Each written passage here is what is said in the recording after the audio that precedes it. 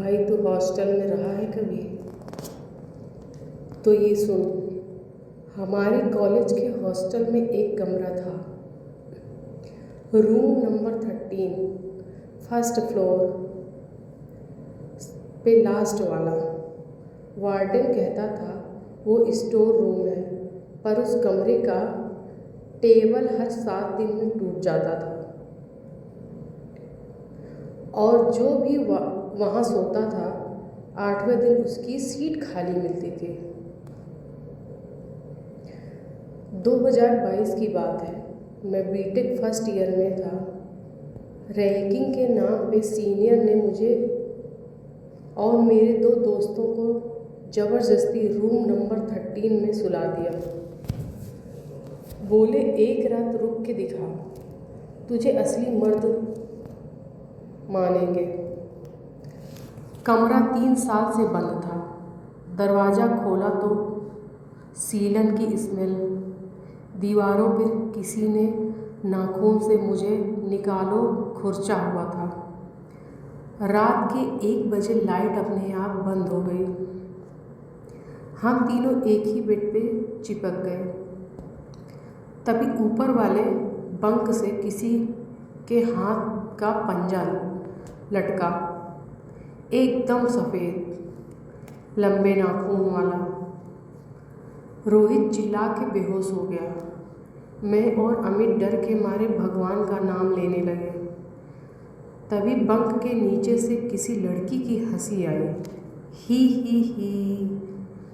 हमें टॉर्च जलाई, नीचे कोई नहीं था, पर फर्श पे गीले पैरों के निशान थे जो बाथरूम की तरफ जा रहे थे। बाथरूम का दरवाज़ा अंदर से बंद था, पर अंदर से कोई बाल सुखा रहा था। हवा की आवाज़ आ रही थी।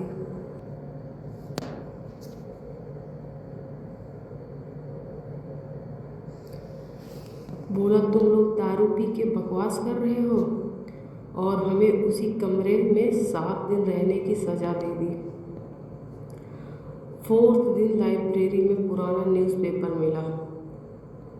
2018 की खबर, हॉस्टल रूम 13 में फर्स्ट ईयर की लड़की ने पंखे से लटक के सुसाइड की।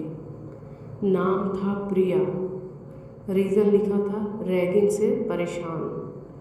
उसी रात 3 बजे कमरे का दरवाज़ा खुद खुल गया। प्रिया सामने खड़ी थी, उसी कॉलेज ड्रेस में, गले में दुपट्टे का निशान। वो बोली, तुम लोग भी रैगिंग करोगे क्या, जैसे सीनियर्स ने मेरे साथ किया था। अमित रोया, दीदी हमें माफ़ कर दो, हम तो खुद विक्टिम हैं।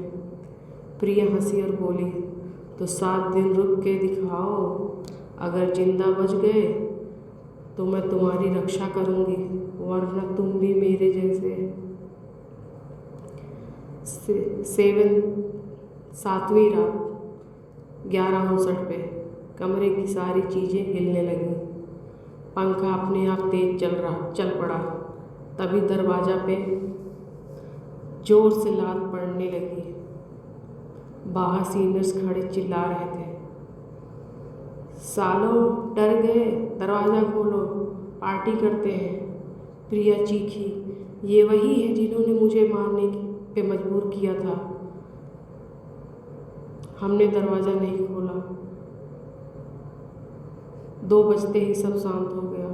सुबह देखा, दरवाजे के बाहर 5 सीनियर्स बेहोश पड़े थे और सबके चेहरे पर नाखून के निशान। वार्डन ने पुलिस बुलाई।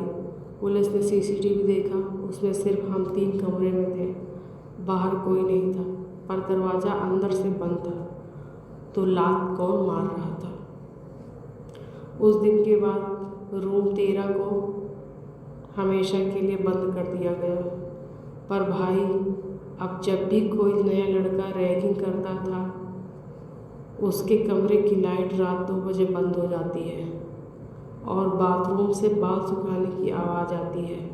भाई कमेंट करके बताना, तुम्हारे हॉस्टल में भी ऐसा कमरा है क्या, या कोई प्रिया है जो जूनियर्स को बचाती है।